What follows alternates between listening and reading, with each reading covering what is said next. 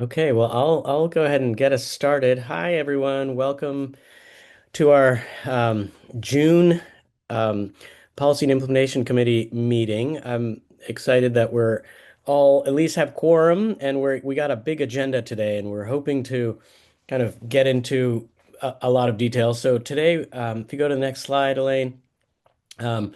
We're going to start in on a set of meeting reminders. I think you're getting more and more familiar with the way we run our meetings now. I'll check with Elaine about public comment about coming up here shortly, and then we have a discussion about committee priorities. This is kind of the where we kick off a pretty substantial amount of discussion about what we want to do and what we want to move forward in terms of our recommendations to the to Chief Sustainability Officer and office, and kind of get to a point where we can have a pretty deep conversation about it and have a break, duties from recommendations from the Chief Sustainability Officer, and then we want to really have feedback from you all about what are the ideally duties we must accomplish.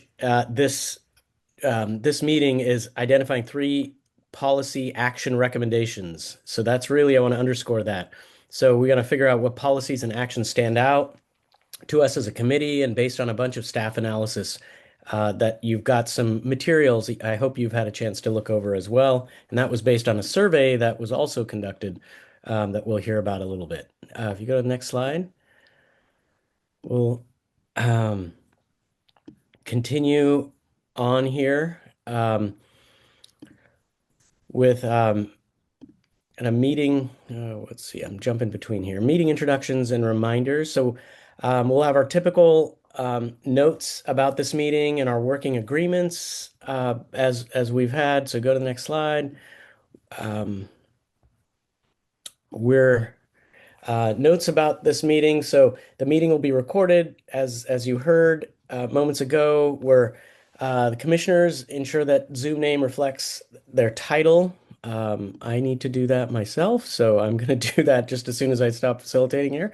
Um, and raise your hand via Zoom to speak, and I'll call on you.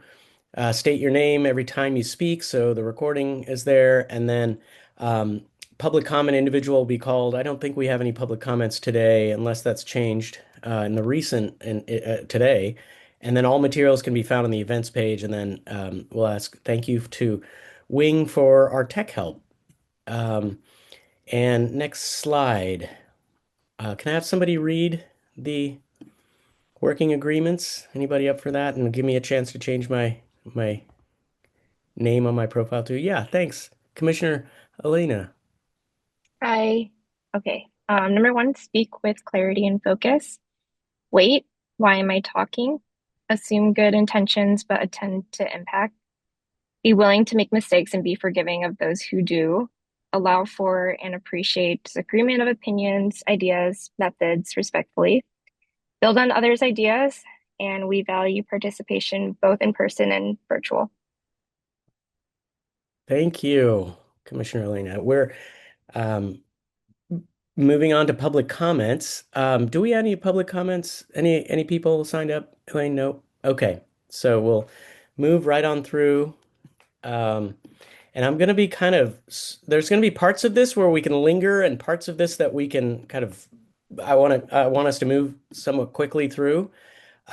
So let's get into discussion of committee priorities. We'll need all the time we can get on this. So let's get into this. There's plenty of rich material to dig into here. So the purpose of this discussion is really to um, review some results of a shared values exercise that we all participated in. I want to talk a little bit about what does enacting these values look like in practice.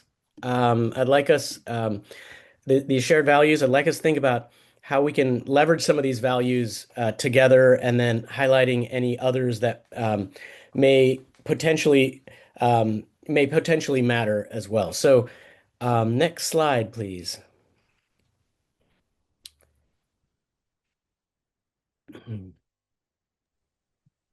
Anika? Co-Chair Vivek, I think that CSO Vivian Oh, had wanted to say some words on this side. oh, okay. Oh, I see. Oh, there is. Oh, I see. I'm on a wrong slide in my own presentation. Apologies for that. You're doing great, Commissioner Vivek. Good afternoon, everybody. I'm your Chief Sustainability Officer, Vivian Satterfield. Appreciate you all joining today. Sorry about any of the tech bumps preceding this meeting. We will continue to try to smooth those out. I just wanted to give a little bit of framing and insight into today's discussion. First of all, the spreadsheet that you all received, want to appreciate staff, especially Elaine and Ingrid, for leading on these analyses. Wanted to also give you a sense that in my role, in my capacity, I'm able to coordinate across various climate practitioners who are embedded in their service areas. So these truly are the subject matter experts.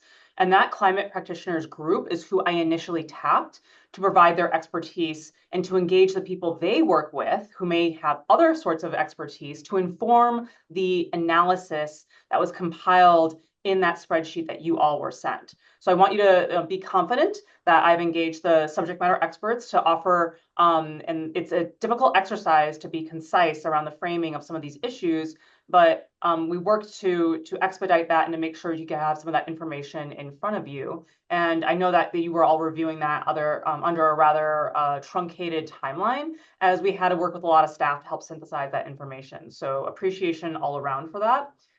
So, we compiled it by looking at different criteria that we both heard informed by discussions of the PIs, the Policy Implementation Committee at our last committee meeting, and then also as provided by staff to help illuminate and lift up what some of these actions could be. And then we organized them by our different focus areas and the different policy and action priorities that we've discussed in this space. So things should have felt fairly familiar, or at least referencing conversations that have been surfaced in the Policy and Implementation Committee. I will offer there's always good ideas that did not make it onto the spreadsheet simply because we were putting the sideboards of what has been discussed in the Policy and Implementation Committee, not what is in the universe of amazing and good ideas and worthwhile work that's happening at the city that we should be lifting up. So I just kind of want to offer that immediate sort of like constraint and sideboards that we offered this exercise, understanding that the committee's looking to advance something within that 1 to 2 year time frame. I came up with an analogy in a conversation with Elaine that I'm going to go ahead and be vulnerable and share. It's a little bit silly, but I thought about what the spreadsheet has. It's kind of like a salad bar. There's all good things in a salad bar. They are all super tasty, all really yummy, highly dense, and nutritionally valuable. And what we're trying to do is look at the salad bar and then try to pick together things that seem to make sense and complementary together. And so you want to think about what that can look like that's complementary and what can make sense. And these are all good things, but when you start to overload it or make it a bit too, let's do all of these, by the time you go to check out, that cost can really add up. If you want to take all those highly dense materials in your salad bar and kind of stack them all in a bowl, you might end up with a salad that you thought, oh my gosh, this is way more than what I had budgeted for today, in terms of what I wanted to have for calories or what I wanted to have in cost. So that's my silly analogy to think about like how I was thinking about this spreadsheet. They're all worthwhile ideas. I really look forward to supporting the discussion that's happening here today in your committee. And with that, I'll go ahead and hand it back over to Co-Chair Vivek. Okay, now that I'm hungry, and gonna be thinking about salad for the rest of the meeting, it's great. I'm overdue for a good rich salad coming up here. I just wanted to, yeah, thanks, CSO Vivian. I'm ex delighted about this insight framing. I think it is really a lot of material we're going to be wading through here. I'm hoping we can really fall back on the values that we're really trying to center and really think about the key outcomes that we want to maintain. As I was saying earlier, we want to share and discuss the survey results. It's a small-ish survey, and it still provides us a little bit of a kind of a guidepost to where we're headed with some of at least your all input on the survey, and then discuss what stands out from the policy action analysis. And then that I'm hoping will prepare us to make decisions during the second half of the meeting, right after our break. So the real guidelines that I'm hoping we can maintain here is the thinking about impact and near-term feasibility. So that's the idea that we want to balance the scale of the impact with what's achievable in this fiscal year, so 26, 27, and what aligns with community leaders' priorities. As we've talked about in our last meeting, like what will enable to us to hit the ground running and maybe build on what we already have, and maybe at the same time also have some momentum for things that we want to stretch for, things that we'd like to recommend to CSO Vivian in terms of what might be goals we want to aspire to. Maybe not totally achievable this fiscal year, but things we want to kind of move together with. Other things that may come up is partnerships. Maybe it's not front and center for the PIC here. Maybe it's something we partner with another commission broadly to be able to advance. And so there's those things, just really balancing that. Thinking about commission support which has the greatest multiplier effect when it amplifies what's already underway. So that really matters a lot. And then looking for leverage, not necessarily starting from scratch. That would require us to do a lot of heavy lifting on projects. And so there's already a lot of things moving that you've probably seen in the matrix or in the spreadsheet, and then thinking about policies, actions, and synergies that connect us back to our shared values and climate goals. So that's the real hope here is the impact and near-term feasibility, the momentum, stretching, and thinking about the greatest multiplier effect, and then leading to policies, actions, and synergies that connect us back to our values. That's at the core. So without further ado, let's have a drum roll and get into this next slide because we're going to start getting into some of the shared values that we've touched on.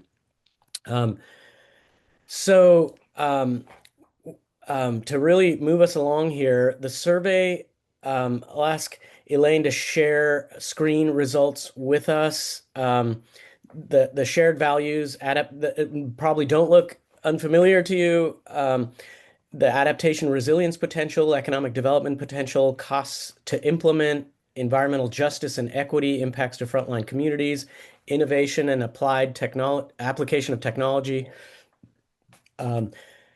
life safety considerations, mitigation potential, and addresses a known urgent need. And there are others that may have come up as well. So Elaine, would you share your screen? Here we go.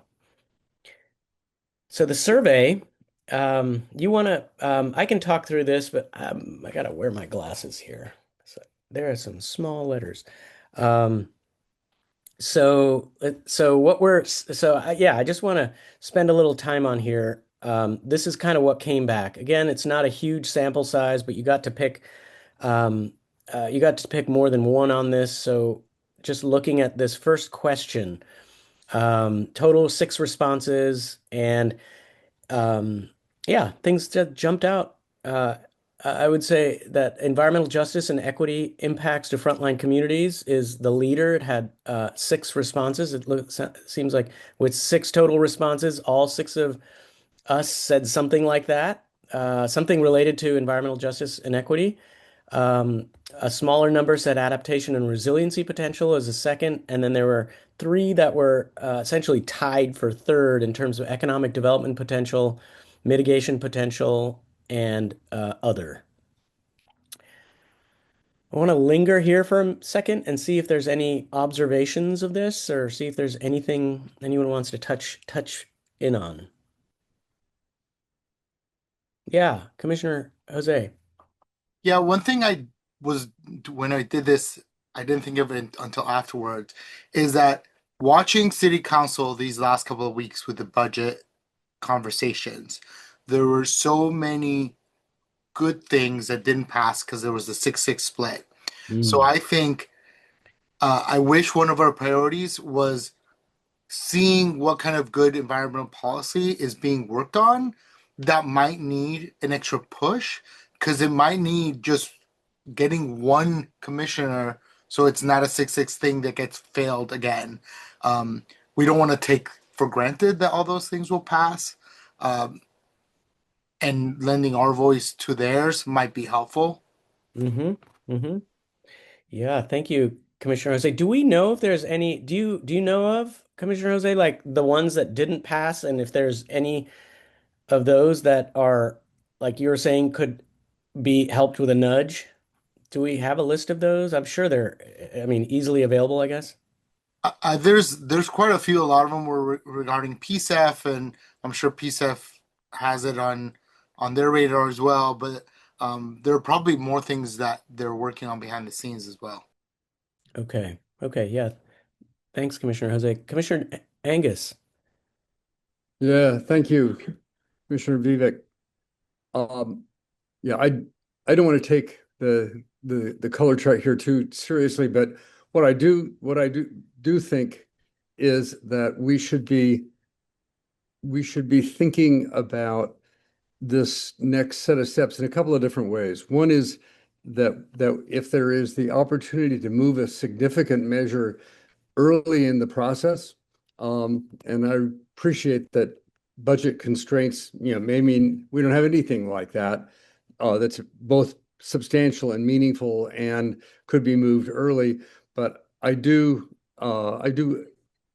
take into consideration what Chair Jose said during, I think, our first policy committee meeting, that at least one of the building measures, the HART standards, was something that was pretty much ready for prime time, that had some support within the city council, and that this commission's intervention could potentially leverage more support. So that's potentially a near-term measure that would be highly significant. Yeah, So we're definitely going to dig into those. Those are coming up. You're one step ahead of us right I'm now. sorry, where did I jump the line No, here? you're right in line. It's just we're going to get to those like those specifics Okay, I was trying to in a get minute to here. criteria, but I was trying to illustrate them a little Yeah. bit. So that's, that would be a now measure or a near-term significant mitigation measure. A stretch mitigation measure, I think, would be the congestion pricing measure in transportation that I've raised in other meetings. Yeah. That's not going to move particularly quickly, but it is one that is, I think, potentially so significant, both for its direct impact on transportation emissions and its secondary impact on generating revenues that can be rolled over and applied to other transit and transportation priorities. That is something that we ought to get started on, even if it's not going to roll through the committee, through the commission and our council and into operation anytime really soon. And I do take, and so I just use that as an illustration of a stretch measure. I do think we ought to have a measure that makes a significant impact on building emissions as one of our largest sectors, and one on transportation emissions, which is our single largest sector and the one that is most resistant to making gains in emissions reduction. And a third one that should be, what's the best resilience adaptation measure that we think could proceed. And I don't want to pronounce on that one just yet, because there are clearly people on this commission who feel strongly about that, as shown by this chart, and to whose judgment I would want to be deferential. But I do think we ought to have a near term plus a stretch. We ought to have transportation, buildings, and adaptation resilience. And the last thing I would suggest is that, starting with those measures, that we ask staff to schedule briefings for us from the appropriate agency staff people. And we take the ones that we want to prioritize first. But I found this chart, this figure, really interesting and very helpful to shaping my thinking about where the commission could go. And I'd like to hear from staff on, I think, pretty much everyone that's on that list. But I'd like to start with the ones that are highest priority. Thank you. Okay. Thanks, Commissioner Angus. Noted. Commissioner Jose and then Commissioner Dana. Yeah, just really quick back to these. One thing I did notice, and I put other, there's one of them is cost to implement, and the other one and another one is mitigation potential. And in other, I put, I want to see a correlation. Like if something Yeah. is cheaper to implement but has a little mitigation potential, something else costs maybe just a little more but has 10 times the potential. Yeah. So for me, it's not just one or the other. It's kind of like the analysis of both. So I put that in other. Okay. Yeah. Thank you. There's several more survey results I will note that I want us to get through before we start getting into the nitty-gritty and start advocating for specific policies right now or specific agendas right now. I just don't, I think we're going to run out. We're going to run out of time if we're spending too much time on this. So I want to be cautious of that. Commissioner Dana?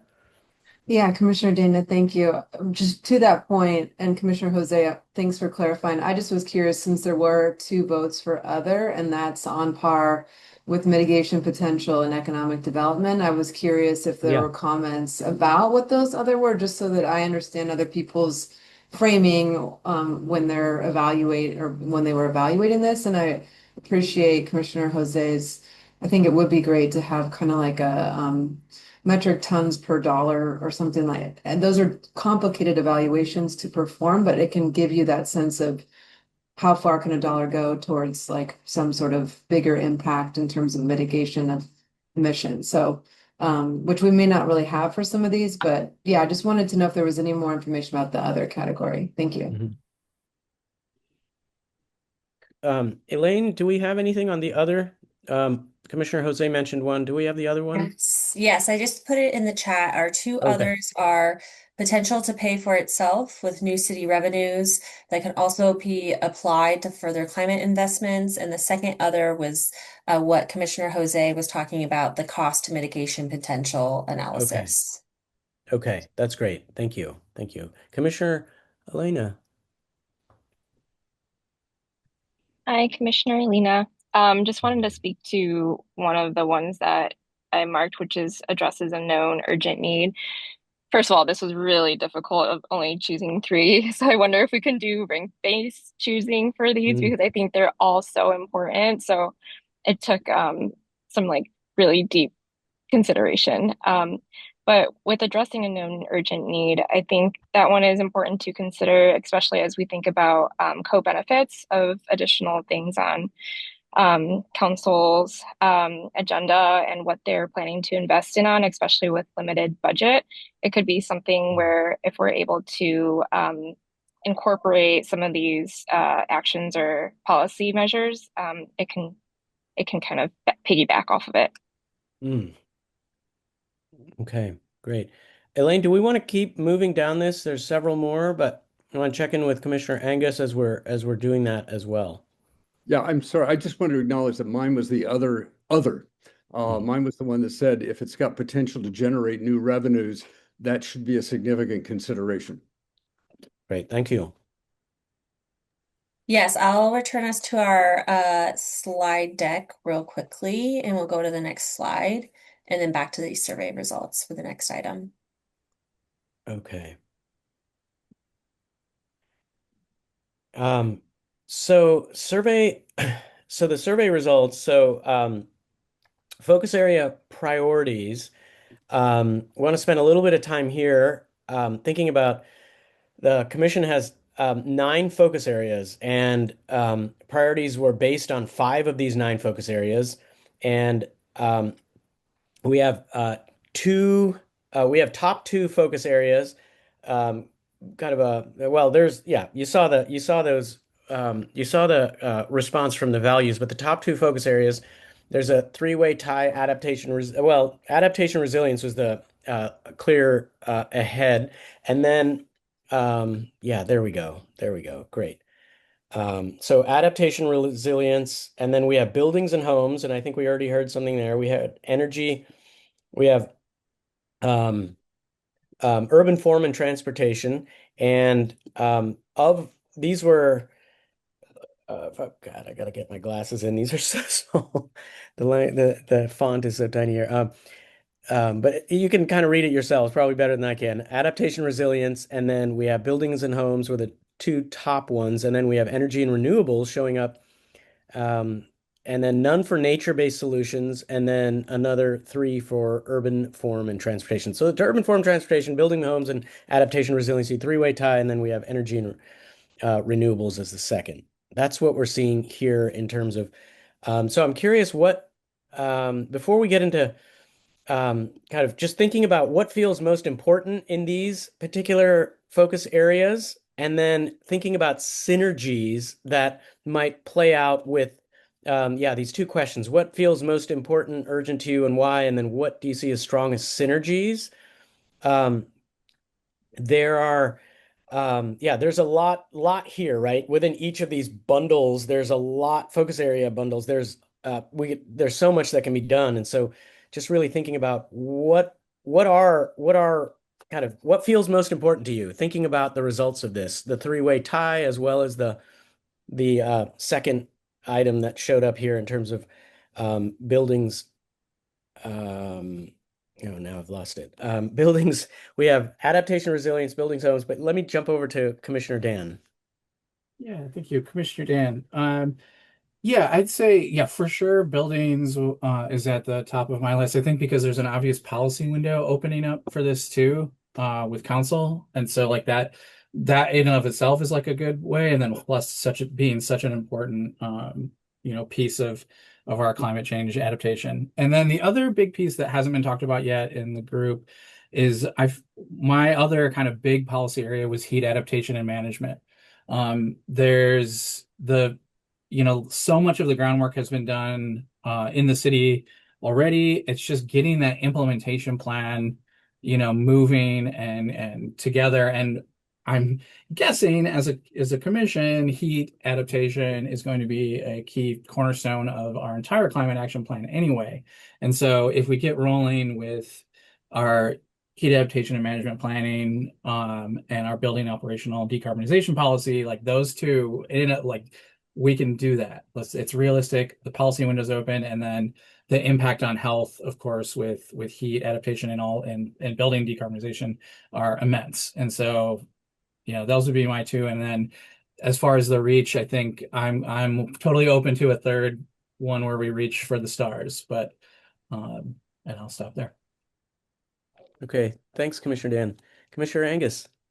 Yeah, I just appreciate this outcome because it's very consistent with, I think, my suggestion for what our priorities ought to be. One is buildings, one is transportation, and one is adaptation and resiliency. And I think we ought to move one measure in each one of these. And I would just say a word about energy and renewables. Knowing my background, if anybody does, that I've spent, decades at this point working on developing renewable energy, and I'm still working now on transmission issues that will enable renewable energy to be imported from, significant distances. But that market is proceeding without, I think, needing a lot of intervention from, say, a city like Portland. We ought to be buying renewables, as a city, but we don't need to be. That's not where municipal strength particularly is. Municipal strength is in building and building codes. It's in transportation and transportation management, and it is in dealing with the most vulnerable people in our city, who are going to be hurt the most by climate change and the impacts of climate change. So I think we ended up in this counting ended up in pretty much the right place all the way through. Okay, thank you, Commissioner Angus. Commissioner Jose, and then Commissioner Dana. Yeah, I did just want to caution, Commissioner Angus said we should do one in every one of those areas. And I think that defeats the purpose of having a priority. I think we need to pick a focus area, maybe two, and then go into those deeply instead of trying to do a little bit in everything. Everyone is not the expert in everything. I think we'd become better experts if we were able to get more information on few areas and then tackle things in those areas before we move on to others. I will note, Commissioner Jose, I'm my hope is that we have three that we can advance to CSO Vivian at the end of the meeting today. Like that's really one of the outcomes I believe I was setting up in the front, and like this is really our recommendation, and then CSO Vivian would have would be able to put this in the context, I think is my understanding of what might actually move in terms of her office and what is happening across the city. So Commissioner Dana. Yeah, thanks, Commissioner Dana.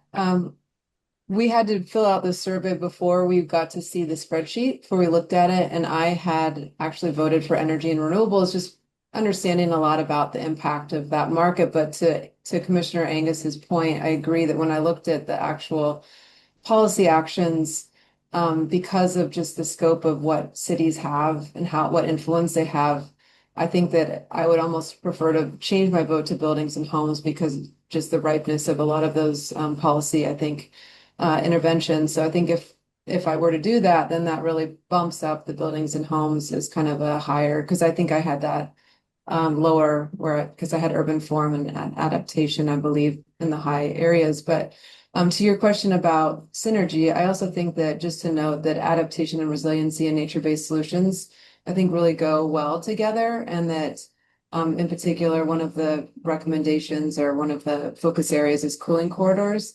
And that when you kind of slice it across, it has a lot of high impact, benefit, any number of things, but it also relies on nature-based solutions to do it well. So I think that we can think about that in terms, I think that there's a lot of just synergy, and even though nature-based solutions showed up lower in our ranking, it really fits in well with adaptation in terms of creating spaces where you're cooling, urban heat island. And I know Commissioner Vivek, you could talk a lot about that, and I hope that you weigh in there with your expertise, but just wanted to point that out. Thanks.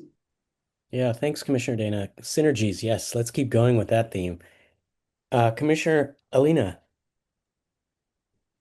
Commissioner Alina, yeah, I think just looking at the spreadsheet right now, one of the columns that pops out is the feasibility to implement within this fiscal year. So just kind of looking through the ones that are high. One of the priorities I picked was buildings and home, similar to Commissioner Dan. Looking at the window to implement is high now. So I do think just going back to the framing of the urgency and potential co-benefits, that seems like something that could be ripe. And then, though I think transportation is a huge opportunity, looking at nature-based solutions, it feels like the higher feasibility to implement. And as we think about our scope for near-term future, these kind of feel like the ones that are sticking out. But I do think the nature-based solutions can be coupled with a couple of these other ones, similar to Commissioner Dana was saying. Okay, thank you, Commissioner Alina. Commissioner Jose, follow up. Yeah, I just wanted to clarify what I said before. I know you're trying to get multiple priorities up. The reason I'm saying that we should try to decrease them is because if you think about how we work, we'll end up having to get presentations and briefings and a lot of things on a lot of different things. So if we have a lot of priorities, you start adding up all the people that have to talk to us to get us in play and up to speed with all these different things. I think the synergy is a good way to go. If we find a focus area and then we have like secondary focus areas that we can try to use as synergy, because I'm just trying to think, if we have multiple focus areas that we have to do, how many months or year of presentations from this staff and people that have been working on these things is going to be? It just seems like a lot. Yeah, since we have a little bit of buffer time here on this item, can I lean into maybe CSO Vivian for you to just respond to that, idea of maybe 3 versus 1 question that's coming up? Sure. Thank you for the question. Happy to respond to it. CSO Vivian here. I do believe that the spreadsheet that we've compiled for you all is pretty comprehensive.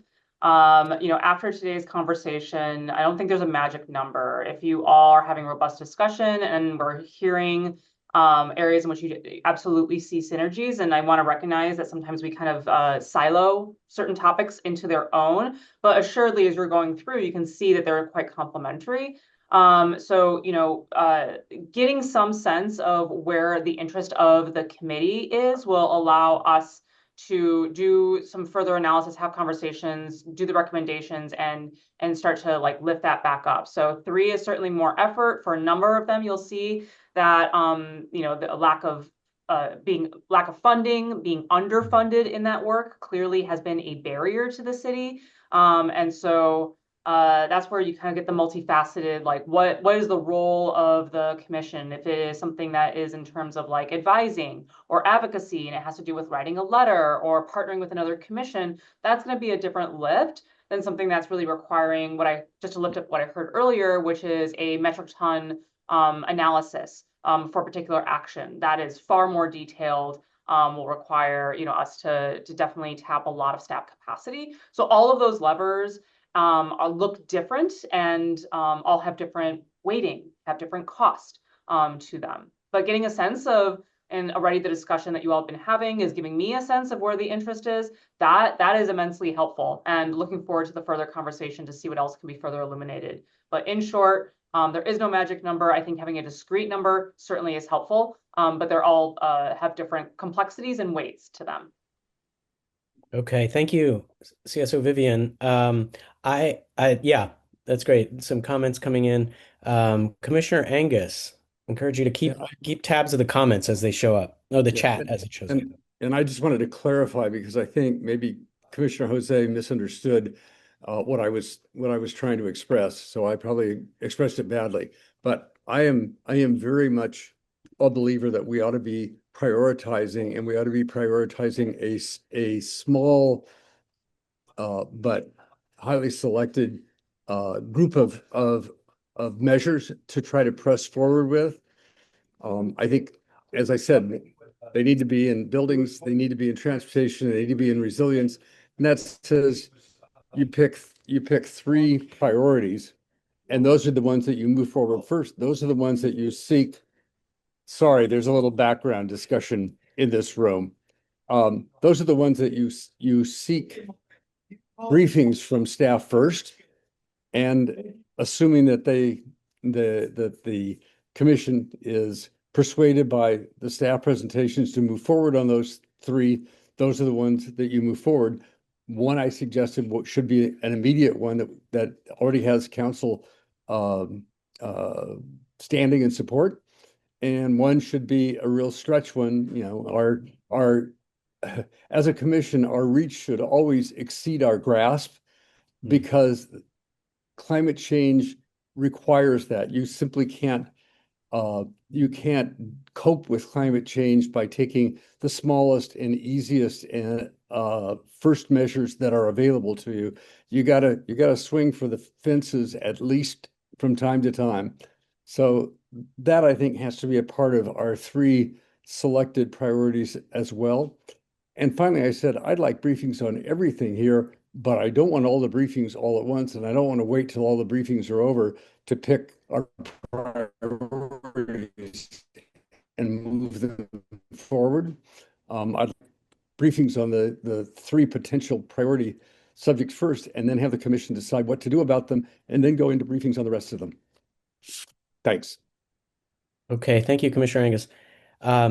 Really interesting. A lot of criteria coming up here. Lots of ways to think about the things we want to filter the ultimate identification.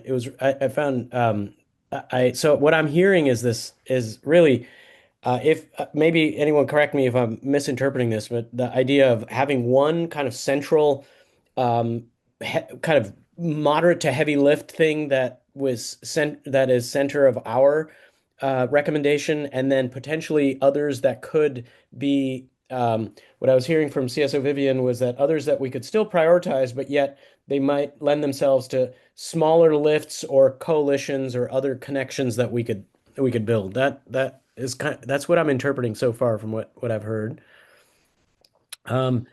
I really want to just come back to something maybe Commissioner Dana was saying earlier in terms of the synergies across some of these, and I think it was others also echoed this idea, was that one of these could actually be, if presented well and presented tactfully, I think can be a multiplier effect. That's that principle I wanted to come back to that I laid out earlier. How can whatever we identify multiply? The spreadsheet might touch on that, might suggest that, though there's probably ideas this committee has that where you can see potentially other synergies and multiplicative effects of those of that particular strategy. Great. Well, I want to kind of keep us moving here. I feel like we have some ideas of synergies. We have some understandings of most urgent and why you think that is. So if folks are feeling like that's a good start for our conversation. I'd really like to go maybe into the next slide where I have a set of questions for you to kind of chew on a little bit. Where is there existing momentum? I think the spreadsheet, if you don't have that in front of you, I encourage you to open it up. I have two screens going right now, a big spreadsheet on my desktop over here and a laptop with the meeting. And it's helpful to kind of be able to go back and forth with this. But where do you see momentum? Where do environmental justice and equity show up as one of the values that was really highlighted by everyone's response?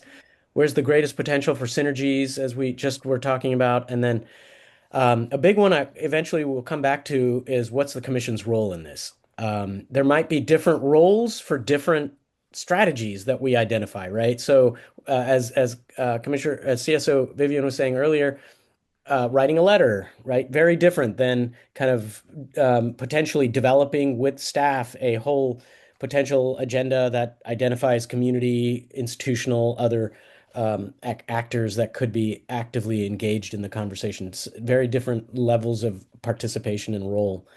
So yeah, let me open it up for we have about 20 minutes here to kind of dig into these questions. And no specific order, but just really seeing if you can flesh out some of these questions in terms of when we start looking at the spreadsheet after the break in about 20 minutes.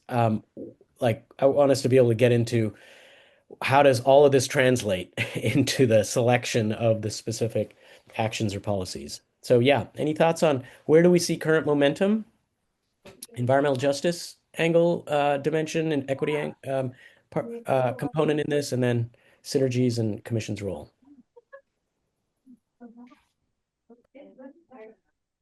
I will start, and it's kind of maybe since there's a pause, I'll start. There is a major movement right now around code related to Title 11 activities in the city. There's a lot of momentum. There's going to be a whole rework of something that was promulgated in 2015 for the first time. That's the tree code. And that is going to happen. And there is, urban forestry is going to be leading that up. So just as one item to think about the relationship between that and there's a relationship between development and buildings. Like buildings are, as we build, there's a real challenge with the declining tree canopy. As many of you know, there is a continuing declining tree canopy in Portland. That is, as we continue to accelerate potential development, there is likelihood a greater loss. And so Title 11 is undergoing revision right now. It seems to me there's potential momentum. There's a lot of push for environmental justice and equity that's focused on revising Title 11's the operations manual, if you will, and the specific code that the city is held to on it. There's a lot of synergies between Title 11 and a number of different climate strategies that are being put forward as well. Title 11 doesn't really touch anything much related to climate. In 2015, while that was still a conversation going, there's not much that was been done to directly tie into that.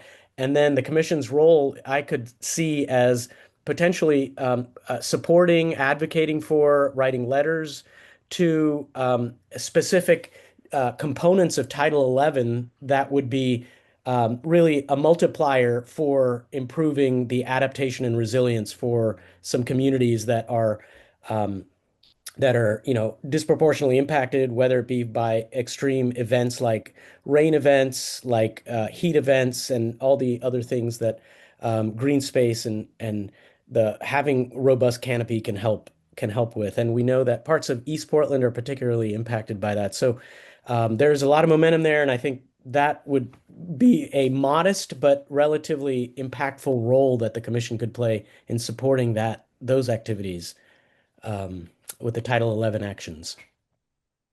Any other takers? Want to look at the spreadsheet and see which ones rank high, for example, or high on the specific category related to I think it's scale of impact. Scale of impact, yeah. I see Commissioner Dana's hand up. Yeah, thanks, Vivek, or Commissioner Vivek. And question to you is in terms of if that's already at play, how much do you think the commission's role would help to really influence and inform kind of taking that code into a different direction? Like it seemed to me like in looking at the spreadsheet that's it kind of scored pretty low across the board in terms of like impact or it certainly is important. And we know that like tree canopy has a lot of co-benefits in terms of improving air quality, urban heat island, all that kind of stuff, and good for neighborhoods and property values and all sorts of things, just recreation, or sense of place. But I'm wondering, like, is it worth spending that limited effort and time that we have on something that's already going to likely have, I would imagine, a climate lens applied to it? I mean, maybe that's a letter. That's a more simple approach that's like, thumbs up, yeah, we really think this is important, but we want to shift to some of these other things that, to kind of Commissioner Jose's point earlier, were important issues, but needed just that one little kind of bump up to get a little bit more sort of energy behind it. And I know we're going to get into this later, but I kind of like did a shortcut filtering of the spreadsheet in terms of like high, medium, low, based on just the staff and Elaine's analysis. And to me, when you look across the board, like in terms of high impact, high alignment, feasibility, not so much cost, I didn't really apply that so much. The ones that really show up at the top are around Commissioner Avalos's the HART standards, the cooling corridors, also the heat adaptation and management plan, and then in transportation, pricing options for equitable mobility. And that wasn't my analysis, that was theirs, and just kind of looking across the board, like which ones had the highest kind of rankings across. So I would kind of propose that we look at those as top ones in terms of what were already identified as meeting a lot of the different criteria that we're looking at. And I'll Can you stop say there. those Yeah. just summary real quick, Commissioner Sure. Dana? The first one, and these were all just like in terms of mitigation potential, equity, environmental impact, economic development benefit, impact overall, urgency. And I just kind of applied, I just did shortcut high based on what the analysis was. And when I did that, building operational decarbonization is high, heat adaptation and management plan and cooling corridors under climate change resilience and adaptation are high. And then the only other one that was also high was pricing options for equitable mobility, the POEM implementation. There's a bunch of medium high ones, and that gets into other areas, but I would propose that we kind of talk about those ones just based on how they rise to the top. Okay. Thank you. Yeah, really helpful perspective. Commissioner Dan. Commissioner Dan. Yeah, I second what Commissioner Dana is saying. I'm also wondering, how are we gonna do we have like an ability to, are we gonna do a vote? Are we gonna do, what are we gonna do for our like finalizing our recommendations?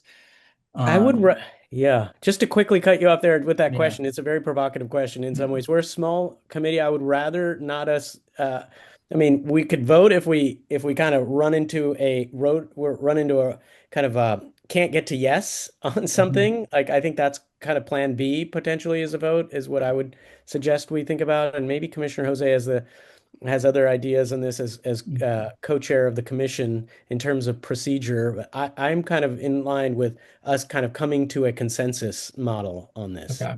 And then I'll just say again, yeah, I think I feels like we're all in agreement at least on the hard standards and building decarbonization. So maybe that one just floats already to the top.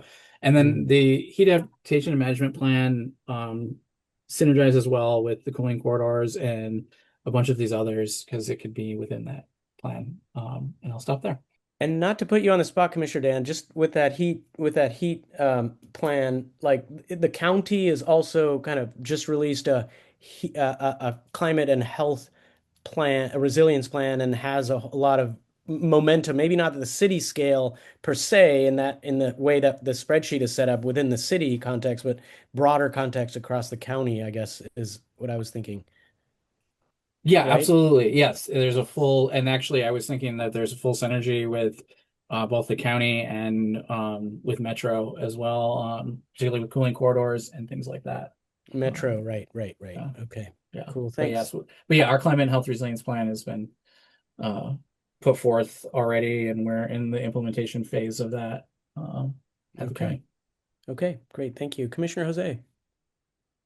Yeah, I was gonna back up with Commissioner Dana and Commissioner Dan were saying the hard standards, but also we just have heard a lot about where there's the most potential to do good in the city, and from different presentations we've gotten, it seems like focusing on buildings and homes. I think we've all kind of seen that from not even having to be told, just seeing the data, it's kind of pointing in the right direction. So having a policy area in one of those areas to begin with seems like something that the whole commission could get behind, not just us here, but it seems like the whole commission would be in line with that way of thinking as well. Interesting. Okay. We may be cutting this meeting short. Let's see if what you're saying is accurate. But I want to make sure we're fleshing out all the possibilities here because this is a kind of a momentous first recommendation that this committee will be moving towards. And I want to make sure the process and we're turning over all the stones to make sure we're not missing anything here. Other thoughts on thank you, Commissioner Dana, for putting those in the chat. And there's some other activity going on. Great.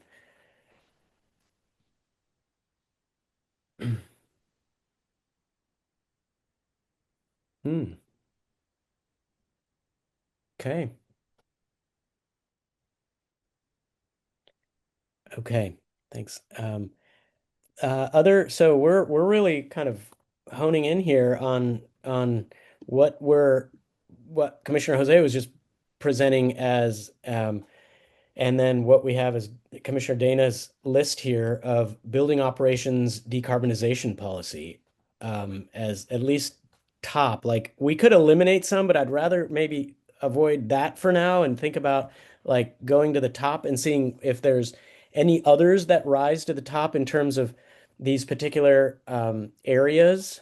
We want to potentially get to some policies and actions.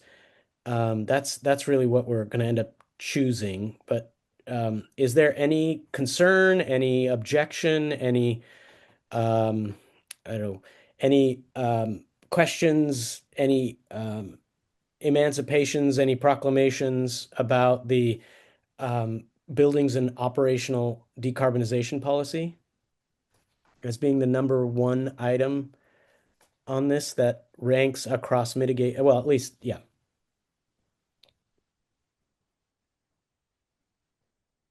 Okay, interesting.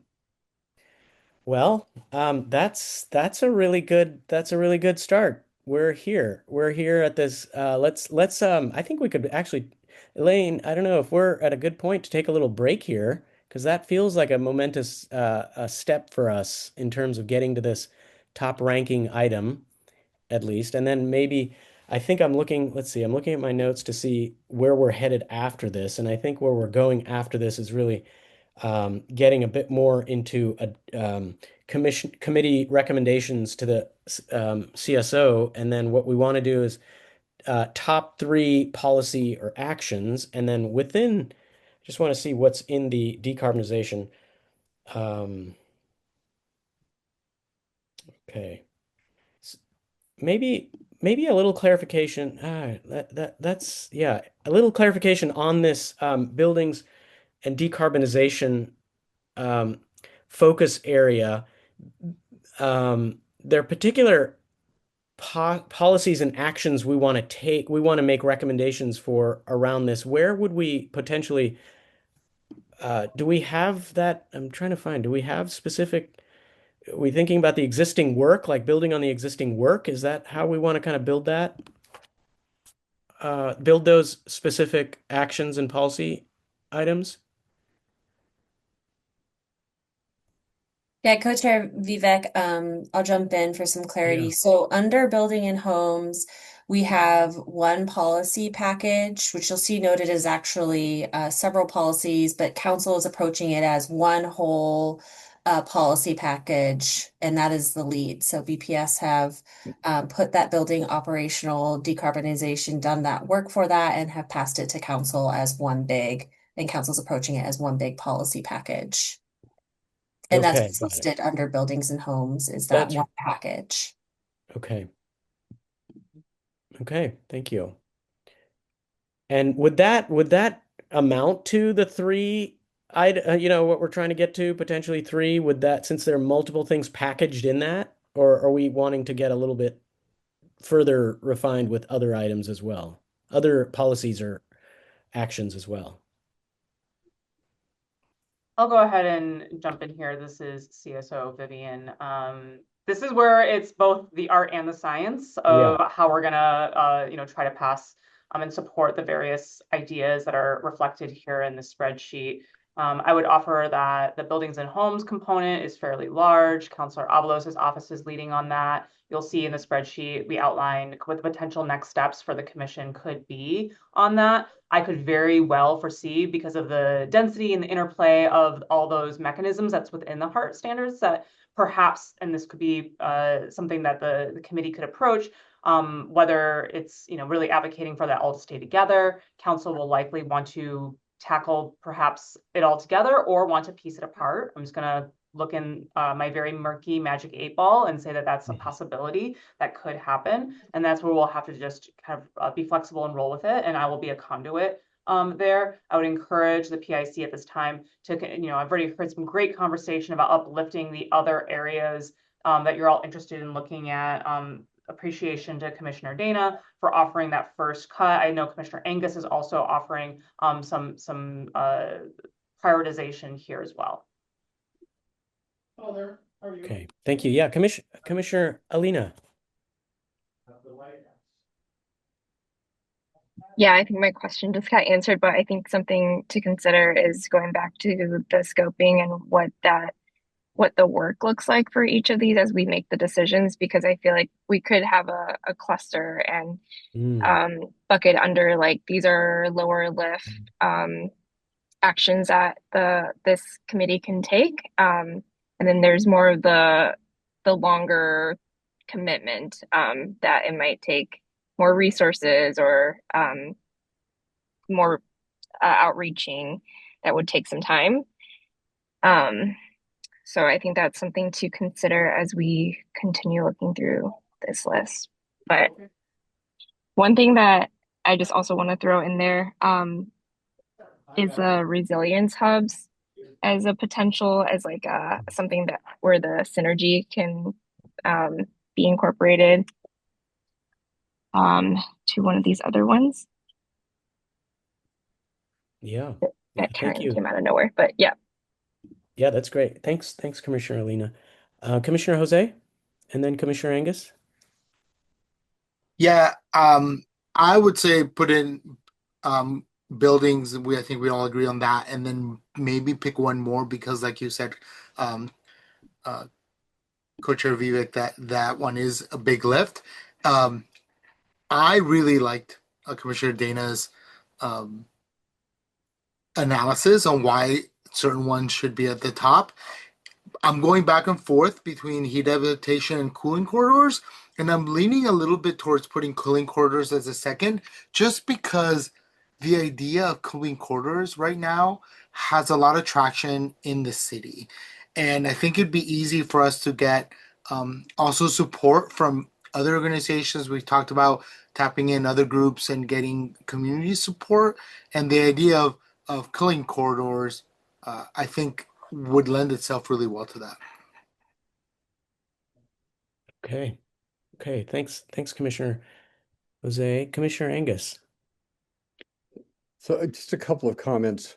One is that I think this commission would look truly remarkably myopic if we recommended nothing to move nothing forward to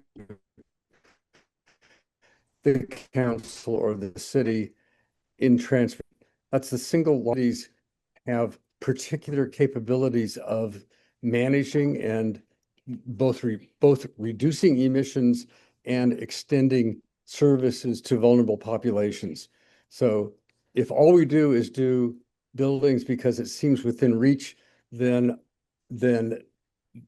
I think this commission is selling itself way short. I don't think we have the ability to recommend something as far-reaching as congestion pricing to the commission, or to the city council at this point. A lot of work has to be done on it. That's why we call it a stretch measure. But maybe what we do is we recommend that the city undertake or direct us to undertake, a review and an outreach process to the rest of the community as a way of getting the process started. It may be something else. That's the one I would recommend, but I think we are basically we have a real inclination here to play what I would call small ball, that we do things because, or we recommend things because they seem within reach. Notwithstanding that climate change is such a huge and demanding challenge that you have to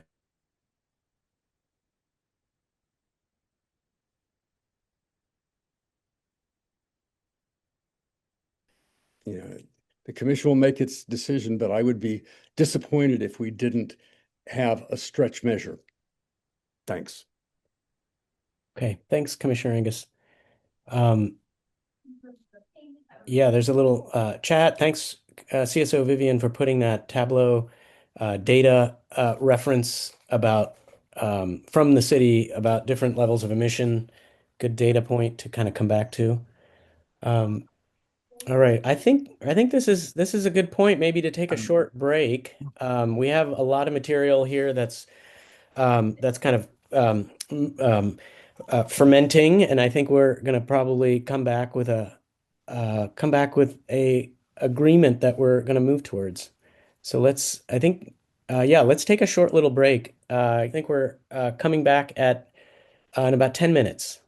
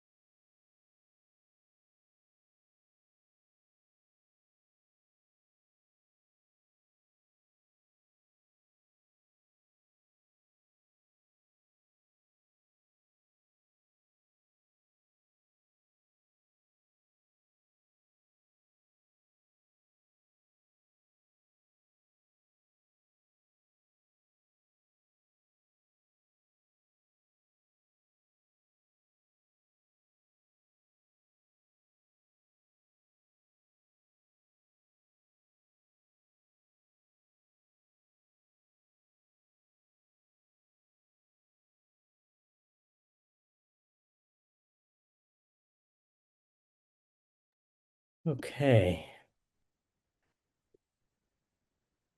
Hi, everybody. Welcome back. If you're near the computer, there you go. All right, we're showing up.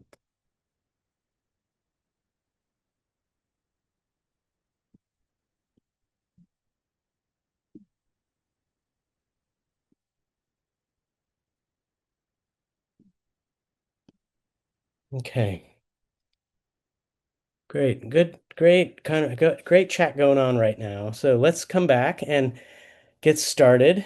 Um, so um, the next part of where we're going with this is um, moving into um, moving into duties, recommendation, our duties, really, recommendation to the Chief Sustainability Officer.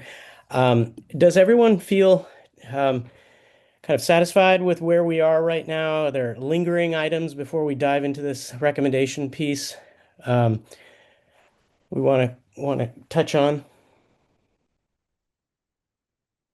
Yeah, Commissioner Alina.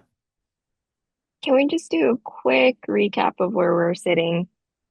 Sure, sure. So I'll give it a try. Tell me, I mean, this is a just a first draft, I guess.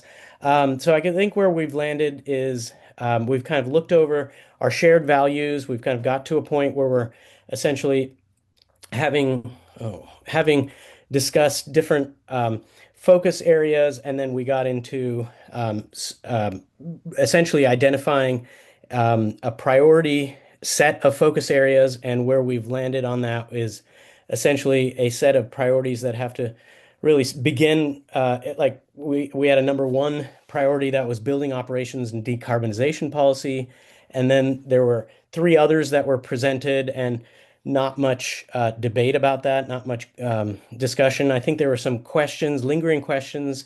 I see one question I see a couple of questions in the chat that have to do with, questions about both what Commissioner Angus was saying about congestion pricing and transportation related concerns, that if we're not leading with that, we're leaving some stuff behind. I see some questions related to kind of the heat action plan, or the what is it? Heat adaptation and management plan versus cooling corridors, like which to actually position as priority one or two or three, and getting maybe some input from Commissioner Dan on that. And then some back and forth about emissions in terms of buildings versus transportation. I think those were some of the major topics that we've covered so far. Anything I'm missing? Okay. Commissioner Dan? Hi, yeah, Commissioner Dan. A couple things. I was like, kind of thinking about this heat management plan, and I'm, kind of more and more kind of going back and forth on, do we want to submit something that's like a core, like an overarching, like kind of value statement of what we're valuing, or is this literally like, okay, we want a very specific like piece of a policy thing. So like if it was that, then I'd be like, all right, well, within building standards, then I would want to make sure that rental housing, assures access for cooling for tenants. Like that's kind of, I would get like that in the weeds. Or is it then like, like with the heat management plan, could it be an umbrella of then cooling corridors as a core policy with then green and nature-based stuff within the cooling corridor? You know what I'm saying? So it's like there's like it's like nested in all of these things. Mm. As there's a heat management plan, there's cooling corridors, there's nature-based solutions, and those are all kind of together. Or is it like, do we just want that really nuanced like three policies that we want to advocate for? And is I guess like what are people's feelings there? Yeah, really, really important question for the group here. Commissioner Jose, you have a response to that question, or a different one? Both. Okay. I like what first of all with what Commissioner Dan was saying. I like looking at it that way. That's kind of what I meant when I said we should have like a top issue and then have these little issues that embed into that one that makes one actual like package. Like the buildings package is already a package for us, but a couple of these could be made into a package because they do go together. Because a heat plan might not be super interesting to people, right? It's harder to get engagement on something like that. But if it's paired with cooling corridors, where you talk about that, people really get engaged on that. On that. So if we can pair things like that together, drive engagement. I also say drive engagement because it's important when you have a lot of city support, it's easier to get an issue pushed forward. And that's why, honestly, even though there's a lot of really, really good things about congestion pricing, right there on our spreadsheet, it says political feasibility barriers noted explicitly. And if you look up congestion pricing and some of those supports in Portland, the most recent poll had Portlanders in 2024 against it at 76% in Portland. So I don't think we should discount it because of that, but I would love for our first few that we're pushing for be things that we could actually get done before we tackle something that most of the city doesn't want right now, even if it's really good, right? There are a lot of things that would be easier to pass because those things that have a lot of the city not supporting it will mean that it'll be a harder sell to the commission, where right now everything's split evenly. Trying to get something that has a lot of community opposition is going to be even harder for us to get through. That's just my thoughts on it. Yeah. Okay. Great. Thank you. Thank you for that context too. I appreciate the additional data points that you brought up. So our agenda really is to identify three top. So to go, maybe Commissioner Dan was bringing this up, like three policy or action recommendations to CSO Vivian. And then CSO Vivian will scope that out with staff and ultimately decide the committee's first body of work. So we've kind of I've summarized this. We've got those items that rose to the top, and now really asking for proposals, ideas.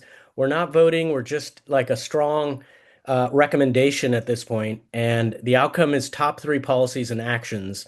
And at each of these topic areas in the spreadsheet is, many of these are well underway. And also thinking about potentially like the longer term stuff, I think is really relevant. And Commissioner Dan is getting at this in terms of, do we want some big principled, big value items, or do we want something that can incrementally step us towards something in the short run, maybe? So thinking about those simultaneously, and then maybe a primary lead and a secondary support type of recommendation would be what I would want us to move towards, so that we can get our duty done in terms of getting a recommendation to the CSO Vivian. Commissioner Dana, let's get it started. Yeah, thank you, Commissioner Dana. And looking at, I agree, it seems like the building operational decarbonization policy, I think we're clear on really wanting to support that. I don't know all that's within that, and I don't know if it's worth digging into that at this point. I would like to understand like what is nested under that. I think for the next bit of conversation, I'd like to just mention or talk a little bit more about when I read again the heat adaptation and management plan. It's basically it's research only. It's case studies. It's not an implementation plan. Whereas the cooling corridors is really looking at integration of strategy across bureaus, and that takes a lot of time. It takes a lot of it's an important. I think that work needs to start earlier rather than later. That issue is only going to become more and more just important. It's also work that a lot of regional partners are doing. I know Multnomah County has a lot of work that they're trying to coordinate. Metro has recently published a cooling corridors study. To me, it seems like there's probably a lot of synergy and integration that could happen, not just within the city, but with other partners. So to me, I would much prefer to move towards something that has implementation as part of it and coordination rather than just research. I think research is important, but perhaps that could be like a nested, underneath it, kind of developing a more, long-term plan. So, and going back to what we all initially prioritized, buildings and homes was number one, adaptation resiliency came next, along with transportation. So to me, I feel like the cooling corridors of that group resilience hubs, when I looked at kind of the overarching kind of rankings, it gets medium high, but doesn't get as high as either cooling corridors or heat adaptation and management plan. And I'd be happy to share my spreadsheet if it's helpful to just show how I was able to, or how I filtered it. But I would like to propose, I think the cooling quarters to me seems like one to elevate and to discuss further. And so that's what I'd like to propose some discussion around for now. Okay.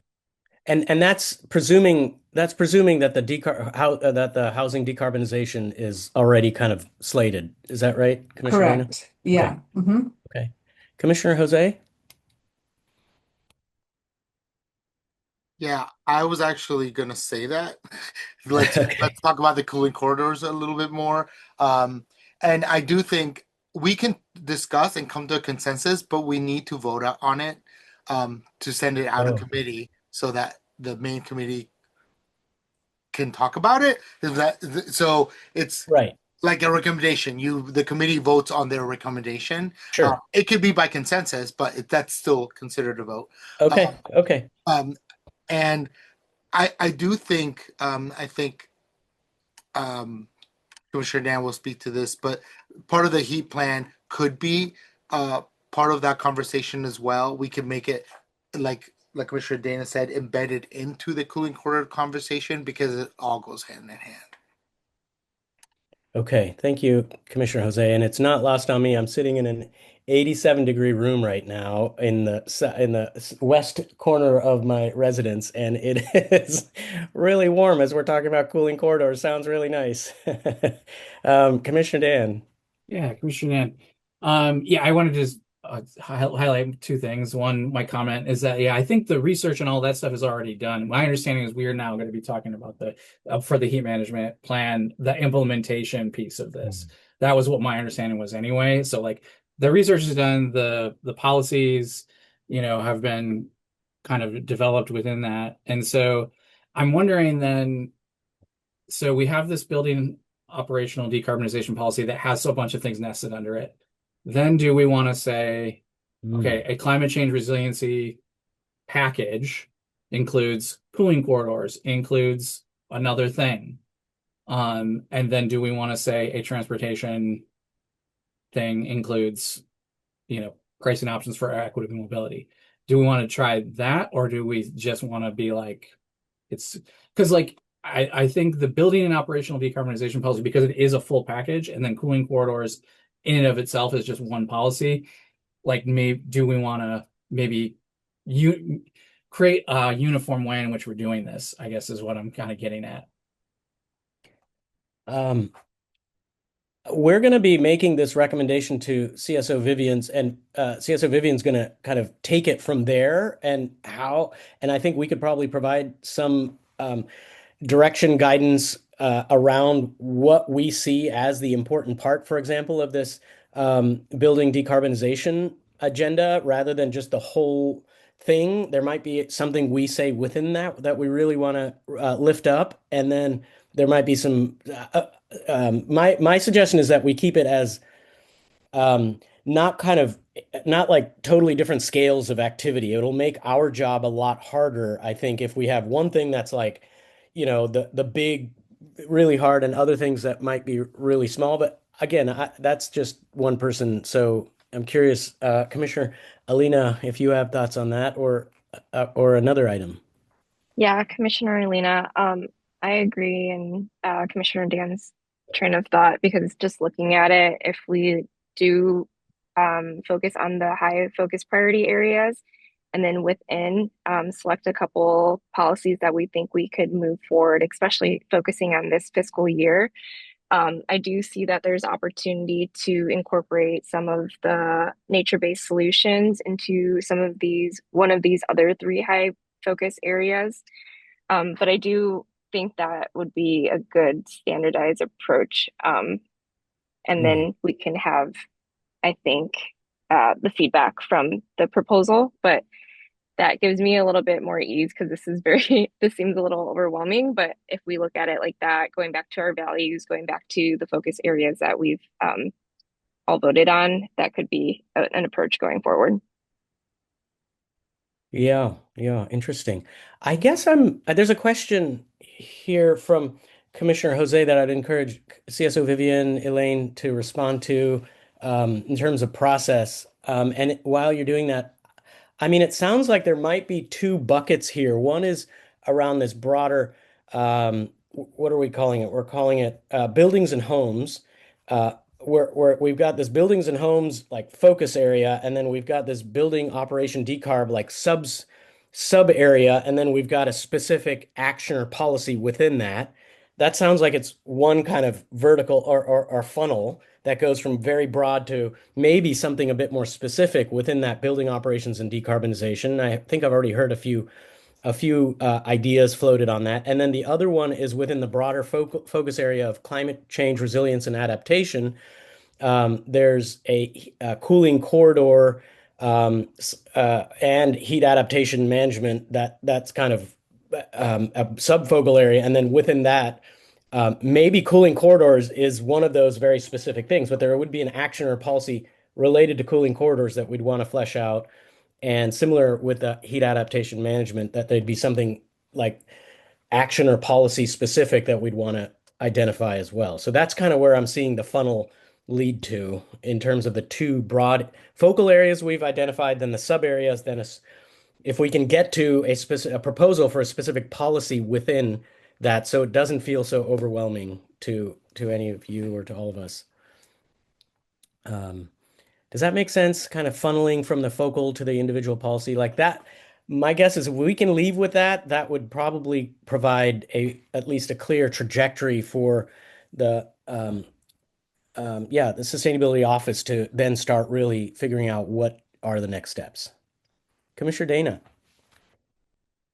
Yeah, Commissioner Vivek, just to kind of play out that idea, are you talking about, say, within cooling corridors, that being like the larger policy, and then maybe an action or strategy within that would be getting down to, say, like citywide tree planting? Because that's like a nature-based solution that could help with like addressing or identifying or developing better cooling corridors. I'm just trying to understand like kind of and within the funnel, like if that's what you mean by Yeah, since you're throwing ideas out, let me throw one out as well. So, for example, Metro's already identified a series of these corridors around the region that they've done a bunch of analysis and identified. So, a policy might be, since this is an area I spent a little time in, a policy might be like creating a heat overlay zone in these specific corridors. And that would be something of a policy the city and BPS would potentially take on as a specific action in these areas. As I don't know, again, I don't know if that's feasible. Like, there's a lot of questions about whether that's, but it's the example that I'm trying to get to is that there would be a specific thing we would do within the cooling corridors. Like we have identified Metros, identified these in the city. We want to propose that there's a heat overlay zone because we know these are the most vulnerable areas, most heat impacted. We want to really, and that heat overlay zone would have specific criteria associated to it when development occurs there, focusing tree plantings there, outdoor, indoor. It could have a decarbonization component with heat pumps. It could have a lot of those kinds of things in those specific corridors. So that's kind of the level. Yeah. So it could be trees. It could be like a specific policy like that emerges as well.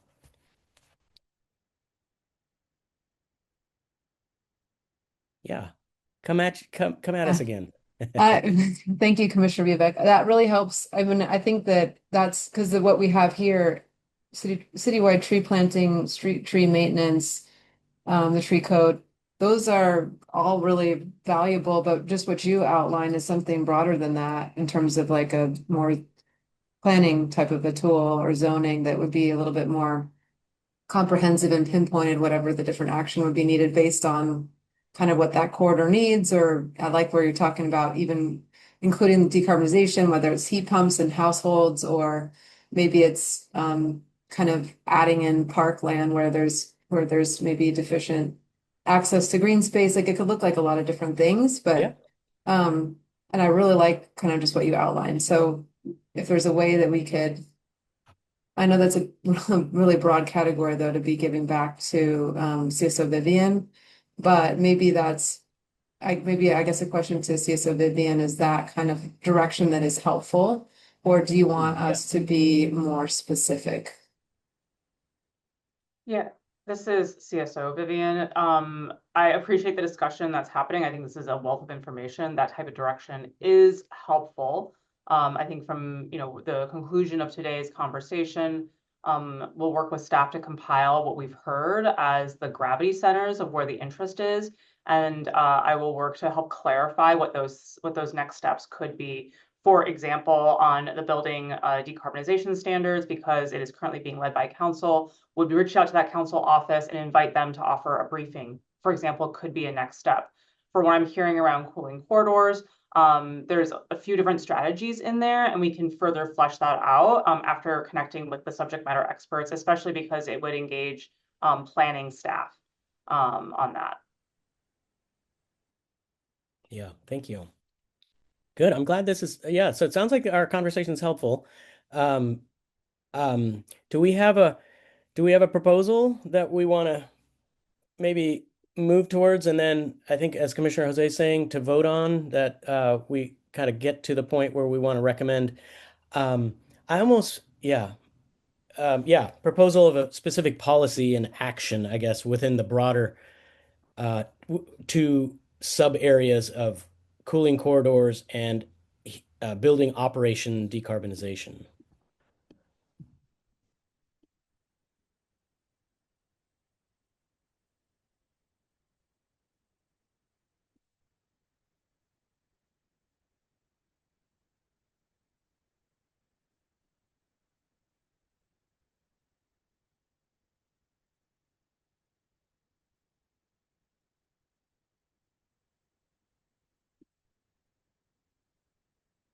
Commissioner Dan.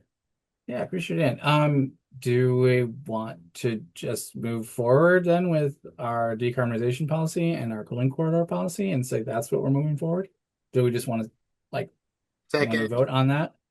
Yeah. I mean, my read is we would be I'm a fine long with ways this. there. Yeah. We'd be a long ways down the road if we can get to that level, because there's a ton of information in this Yeah. spreadsheet already, and if we got to that level, we're doing pretty well as a Yeah, committee, I would say. I guess maybe then what I would maybe propose then is we put forth, focusing on building an operation decarbonization policy and cooling corridors, and we just say focus on these two first, or get the information around those first. And yeah, I feel comfortable with those two personally, as our ones that we elevate. If other folks are kind of there too. So, okay, just a couple of clarifying questions, not necessarily process, more substance. Within this particular package of building and decarbonization, if one of the items in there that I'm reading is like I read the exact language, include a maximum temperature standard for rental housing. I again, this is an area I spend some time in my day job on, and one of the things that comes up there is it's Spokane is moving on this right now. They have in 2024 passed a law, a policy locally, Spokane, Washington, to advance, like, landlords cannot keep a resident from installing a cooling an appliance for cooling. Like, they did the incremental step forward to be able to not go with a maximum temperature threshold, which I actually wrote a letter. I wrote a testimony for the state that was considering this. The state, it didn't go anywhere. It was one of those things that there was no legislator that would champion it and bring it to the floor last legislative session in Oregon. And Washington tried something similar. They're making incremental progress. And now Spokane is moving forward on something like this with a maximum temperature threshold this spring and into this summer. And they're trying to really move that agenda. There is precedent for this around the country, so it's not out of the blue, but my suggestion would be to kind of incrementally move that, where we kind of figure out what are the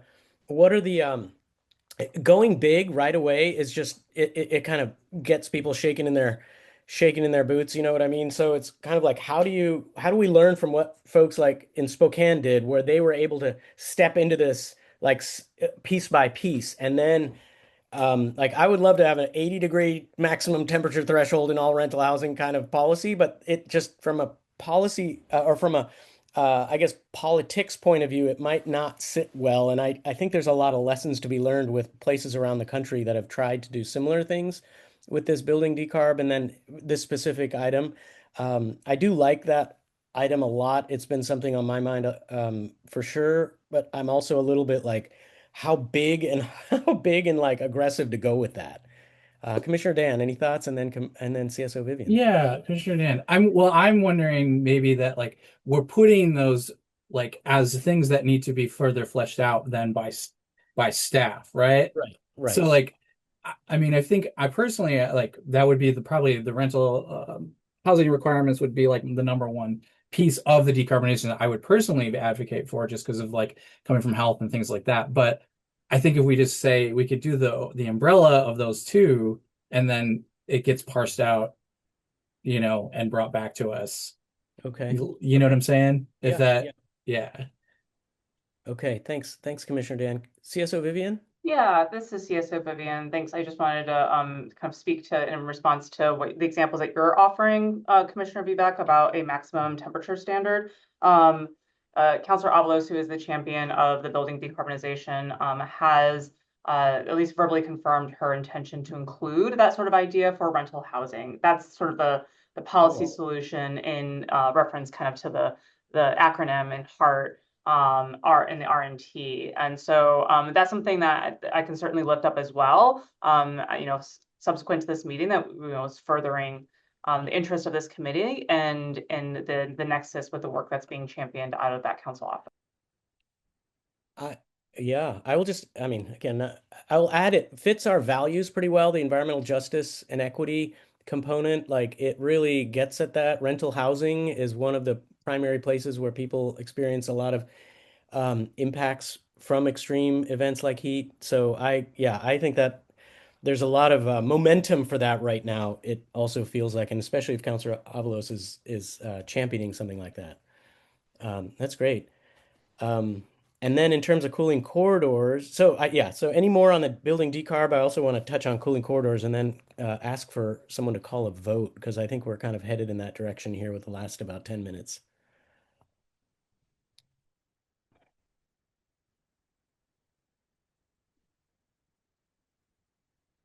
All right. Cool. Well, there's not much more. Then let me see on my cheat sheet here if I am tracking, making sure I've got yeah. I think we're here.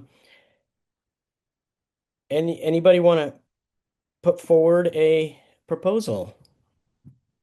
This can again, it's just a recommendation to CSO Vivian's and office. Commissioner Alina.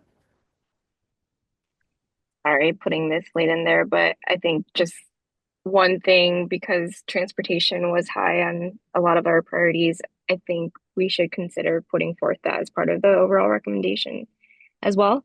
And that's it. And specifically, were you thinking about this pricing options for equitable mobility? I see this is where I'm very torn. I think the climate smart street surfaces is something where it can help mitigate like long-term things, but also I'm not Yeah. sure. I'm not knowledgeable enough in these areas, but I do think in terms of like a stretch long-term goal, the congestion pricing is something to consider. Just looking at the benefits New York City had immediately a year after implementation, though it is important to consider Portland data. I think we should also see where it's successfully been implemented. But I'm not sure how to flesh this out, but I do think we should push forward something within the transportation.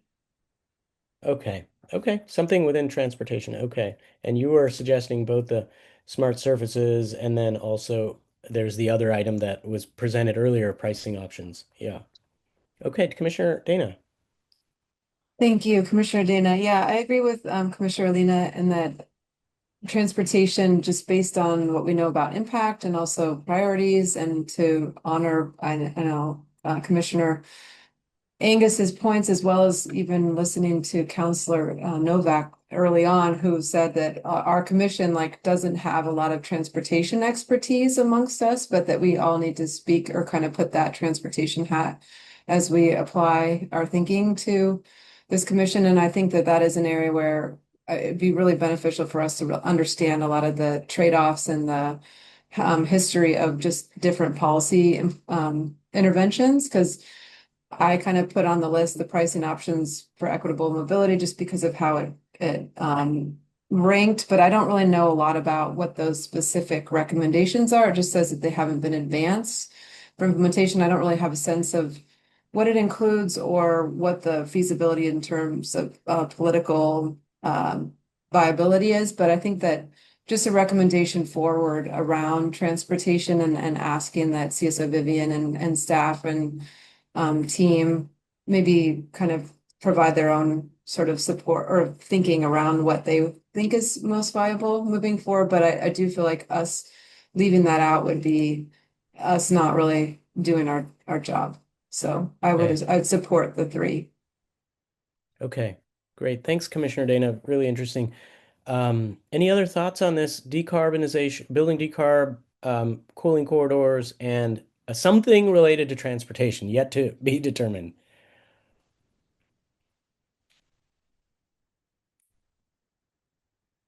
And just to underscore maybe your point, Commissioner Dana, is to basically we could go forward, maybe a proposal here of sorts, but like we could go forward with saying we feel really comfortable with these two kind of subtopic areas, subfocal areas, and there's actions that we may need to flesh out a little bit more within those that we really want to get maybe some more information about. And then this transportation thing, maybe asking for briefings on that in the next PIC meeting so that we can maybe kind of advance that. I don't know what the timing of this is with your office, CSO Vivian, but if we were to go with like two of these items that the committee seems to have really kind of circled around and got to, and then hold this third one in suspense and knowing that it is a priority, but maybe asking for some additional briefings on that, and then like entering a space where we're kind of fleshing out all three, but really maybe the most need is the transportation one, is kind of what I'm hearing. Does that make sense? If we kind of provide a proposal now with those two, and then maybe a deeper dive, I guess, is the term for the transportation, so that we can all identify the one that makes the most sense for the committee. Yeah, this is CSO Vivian. I believe I'm hearing that really clearly. I will offer that as we get into the summer months, it may be a function of who's available to be able to offer a briefing rather than the sequencing and prioritization. And so I can definitely work with the staff teams for that. So I will be sure to proactively communicate to the co-chairs of the PIC so that you know what are the factors about like why we're scheduling certain things the way they are. In other words, don't read into it, who maybe is able, but I suspect that the council office may be able to be more responsive to this based off of their timing. But we can work on this and get back to you. Okay, that sounds good. Great. Any proposals that we vote on this? I'm hearing a lot of movement here. This seems like a really good time for us to maybe pull it around full circle and come up with a vote. Anyone want to put something on the floor? Dan, Commissioner Dan. Yeah, I mean, I had put forth the initial thank you. we put building operational decarbonization and cooling corridors forward. But I would maybe amend that and say to then do further analysis of the various transportation options further on. So that would be, I agree with your proposal or your idea, Commissioner Vivek, as well. Okay, so we have a proposal to move forward with buildings decarbonization and cooling corridors, and then further flesh out the poem option. Any seconds? Do this formally as Robert rules.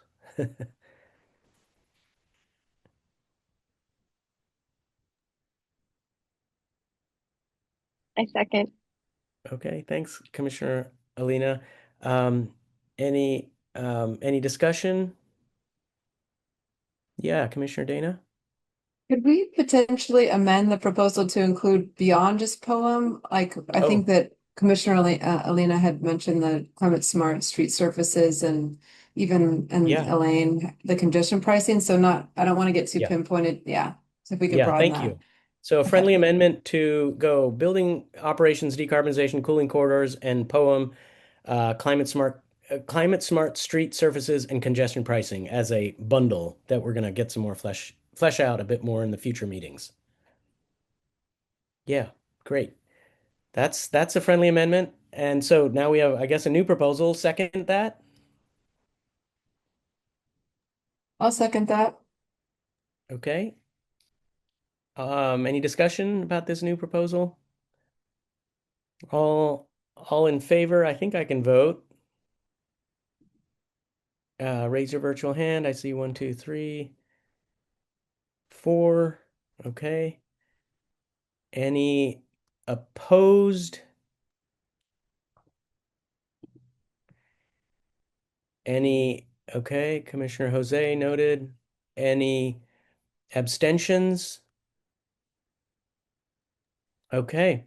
So Just passed. to clarify, according to our bylaws, the votes Yeah. are yes, stand aside, or no. Thank you. Commissioner Jose, can you clarify if that was a stand aside or a no vote? It was a no vote. I think we're putting forward 1,000 things. I think it's too much. I expressed that earlier. Yeah. Okay. Okay, Commissioner Alina? I guess the clarifying question. So as we move forward and get more information, we come back and amend our path forward? Um, I think this is where we hand it off to CSO. If I understand right from the process here, I think we're handing off this to CSO Vivian and the office to further refine this, refine these two broad categories, and then of course fleshing out the poem and climate smart street surfaces and congestion pricing further. But if I understand right, and please correct me if I'm wrong, CSO Vivian and team, and Elaine, like that's where we stop and you take over and come back to us with potential places where these two broader categories would have, where in your view and your perspective would have potentially high value and application and where it might not. Is that right? Yeah, that's right, Commissioner Vivek. These are broad and large categories. So I'll come back with a sort of a heat map and next steps in order for you to see what the lifts will take. And just kind of want to give awareness while we do have a lot of staff and climate practitioners across the city. This is the current team at the Sustainability Office, so there is a capacity limitation for how much work we're going to be able to turn around, but we will try to work to meet those expectations on based off of what the committee's offering as its interest. Okay. Thank you. Yeah, so it's a process. It's definitely we're going to have another opportunity, that sounds like, Commissioner Alina, for us to come back to this with a little more granularity. Okay. Yep. Yep. I think Yeah. that was just a question in response to Commissioner Jose's comment, Yeah. but I do think it is a lot, but I do think we'll be able to refine it as we move forward. Yeah. Well, if this was a lot, we went from a lot to a lot then, which is still progress. So I want to just close us out here and make sure, check in with your time. We made a lot of progress. We've got this. This was the main agenda item. Just a couple of reminders, meeting feedback form, not feeding meatback form.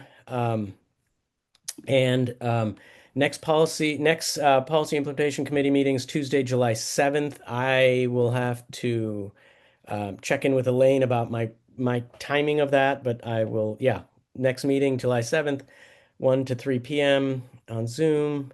And really thank you for a very robust conversation today. I feel like I need a nap. Lots of my brain feels very